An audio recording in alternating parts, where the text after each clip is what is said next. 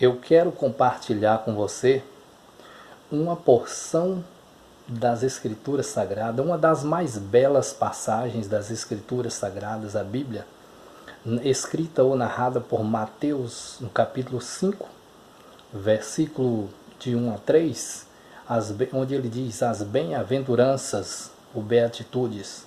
Também escrita por Lucas, no capítulo 6, onde ele trata do Sermão da Montanha ou Sermão do Monte. Mas, basicamente, começando em Mateus capítulo 5, ele fala que bem-aventurados pobres, no capítulo 5, versículo 3, bem-aventurados pobres de espírito, porque deles é o reino dos céus. A nossa base de comentário vai ficar especificamente nesse versículo. Lucas descreve que antes deste momento, Jesus havia, isso se trata do início do ministério de Jesus. Jesus está no início do seu ministério na Galileia. E Jesus já havia encontrado aqueles homens, os pescadores, e já havia encontrado os seus discípulos, João, Filipe, Pedro, Tiago. Eles já estavam seguindo Jesus, já eram seus discípulos. E Jesus era de costume subir no Monte das Oliveiras para orar sempre, ter sua comunhão com Deus. E no livro de Lucas, Lucas descreve isso, que ele havia descido do monte, e neste momento, junto com seus discípulos, os 12 discípulos que ele já havia separado daqueles que também o seguiam, que naquele momento não seguia apenas os seus 12 discípulos, mas também havia outras pessoas, um grande número de outras pessoas que o seguiam. E aí Jesus havia separado os 12 discípulos, e estes que seriam seus 12 apóstolos, preparando-os para aquela grande missão. Aí de repente, Jesus não se sabe exatamente se está no Monte das Oliveiras, se ainda aquela área faça parte do Monte das Oliveiras, mas provavelmente é numa área que o texto anterior de Lucas diz que ele havia descido do monte. Então, ele avista essa multidão. E no meio, e é uma multidão, o texto diz que é uma grande multidão. Aquela multidão era formada por pessoas de toda aquela região, pessoas da Galileia, pessoas ali de todas aquelas cidades circunvizinhas, pessoas famintas, pessoas pobres, pessoas necessitadas. Ali naquela multidão havia doentes que iam em busca de cura, havia pessoas que iam com fome para se alimentar com os milagres de Jesus. Havia também pessoas que iam, os famosos e religiosos, pessoas da alta classe de Jerusalém. Havia pessoas que iam como observadores e críticos do Senhor Jesus. Havia uma gama de pessoas ali naquela multidão. Uns para ouvi-lo, outros para aprender, outros como curiosos e outros para criticá-lo e pegar Jesus em algum defeito, em alguma falha, como se isso fosse possível.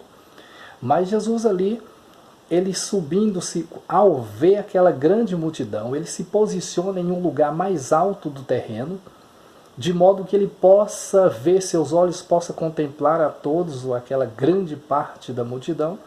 E aí ele começa, e lá em Mateus diz, e abrindo a sua boca, começou a ensinar, dizendo, bem-aventurados pobres de espírito, porque deles é o reino dos céus.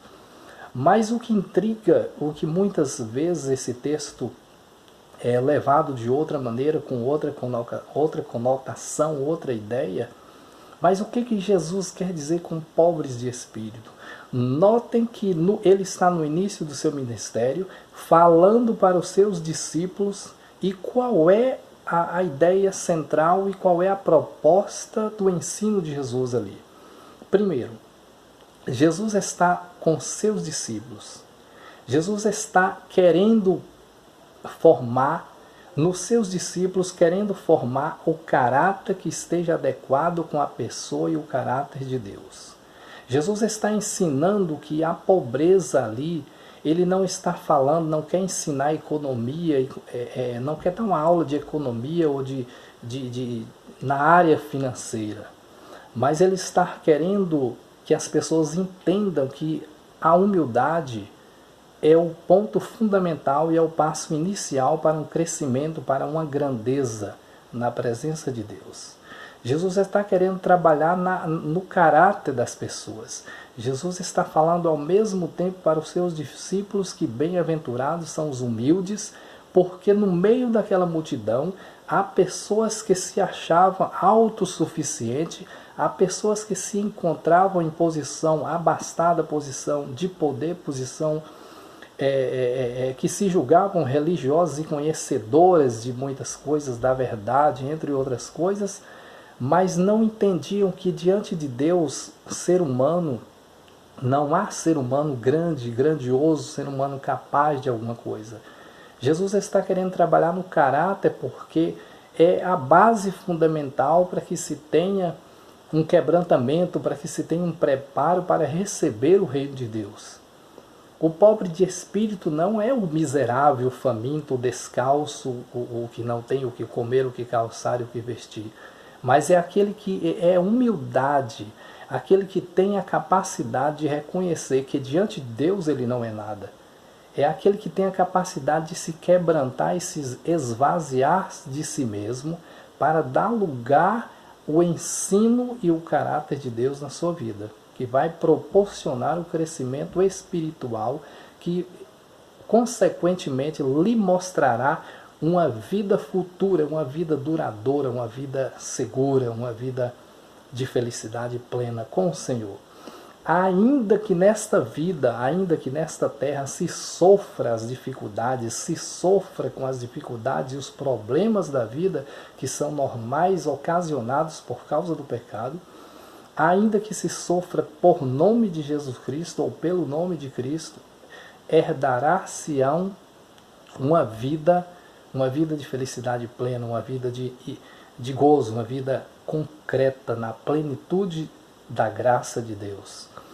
A humildade é esse primeiro passo. Ao mesmo tempo, Jesus está trabalhando no coração dos seus discípulos para que eles reconheçam, amadureçam e desenvolvam isso. Haja vista que estes homens tinham suas práticas de trabalho, sua maneira de lidar com a língua, com as pessoas, nos negócios, a forma de lidar com todas as pessoas.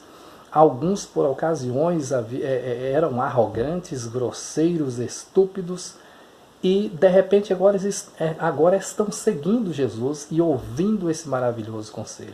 Ao mesmo tempo, também Jesus está na contramão de todas aquelas pessoas que se acham grandes, poderosas e que não necessitam do ensino de Deus. E que julgam, que estão ali também julgando que o rei dos judeus, aquele homem que está ensinando ali, não pode ser o Filho de Deus, não pode ser o Filho de Deus, o Cristo, o Messias, porque não é admissível que o Messias ele venha naquela condição. Um homem simples, pobre, humilde, conversando com leprosos, doentes, famintos, adúlteros, adúlteras, pessoas problemáticas, a escória da sociedade. Jesus está mostrando o outro lado da moeda que eles não querem ver. Então é preciso se quebrantar. A humildade ali é o ponto de partida para que os seus discípulos aprendam isso, uma vez que eles a seguir serão seus apóstolos que irão ter a missão de formar a igreja, administrar o evangelho na igreja e conduzir, serem representantes de Cristo na terra. Então é fundamental. Jesus começa com humildade. A humildade é o passo fundamental. No mundo em que vivemos, desde sempre que o pecado entrou na terra, na humanidade, o mundo em que vivemos, o que reina, o que domina, é a arrogância, a prepotência, a natureza forte, a natureza que não quebra diante de Deus, é o egocentrismo, o egoísmo extremo. Então, para o mundo, ser humilde, ou posicionar-se como humilde, é você admitir as suas fraquezas, é você demonstrar as suas fraquezas, é você ser fraco. E um fraco, logo, é esmagado, é pisado pelas pessoas. Mas Jesus Cristo está mostrando justamente que este é o caminho que abre as portas do reino de Deus no coração do ser humano. O princípio é a humildade. É reconhecer que é mortal, é reconhecer que é da terra, é reconhecer que é humus. Essa palavra humildade, ela vem no latim, ela vem do termo humus, que também está ligado ao ser humano, que também está ligado à terra, ao próprio solo, à terra, e que no grego ela traduz por milis, que também tem o mesmo sentido, daquele que está embaixo, que é terra, que é menor, que é pequeno, que é solo, que é terra mesmo. Então, a palavra é conhecida de todos porque traz uma relação com as cheias do Rio Jordão, traz uma relação com as cheias do Rio Nilo, o que todas as pessoas da época ali conheciam, que quando acontecia as cheias do Jordão e do Nilo, quando as águas secavam, a vazante acontecia, as terras ficavam cobertas por um limo, por uma camada de lodo fértil, e as plantações eram feitas ali à beira, às margens do Jordão e do Nilo, e dessa forma as plantações cresciam e produziam com grande capacidade. Então, Jesus está dizendo que quer aplicar isso aí, mostrando o que o povo conhece. Então, a humildade, que é o humus, representa aquilo que nós somos. Nós somos terra. Nós somos do chão, nós somos da terra, nós somos menores, nós somos fracos, nós somos perecíveis. E Jesus, ao mesmo tempo, ensina que os discípulos precisam reconhecer isso. Jesus também dá um tapa na arrogância e na estupidez, na ignorância e prepotência dos fariseus, de todos aqueles que são religiosos, que acham bons e grandes diante de Deus. Então, é preciso saber entender isso, é preciso entender essas coisas. Então, uma das coisas que mais prejudica os relacionamentos do homem, do ser humano, entre casal, entre namorados, entre marido e mulher, entre patrão e empregado, enfim, nas relações interpessoais e pessoais, nas relações da vida, a falta de humildade é um grande desastre, a falta de humildade é um grande abismo e promove uma grande perturbação e uma grande complicação nas relações humanas. E essa mesma falta de humildade promove uma barreira grande diante de Deus, levanta uma barreira entre o homem e Deus, dificultando essa interação entre o Criador e a criatura.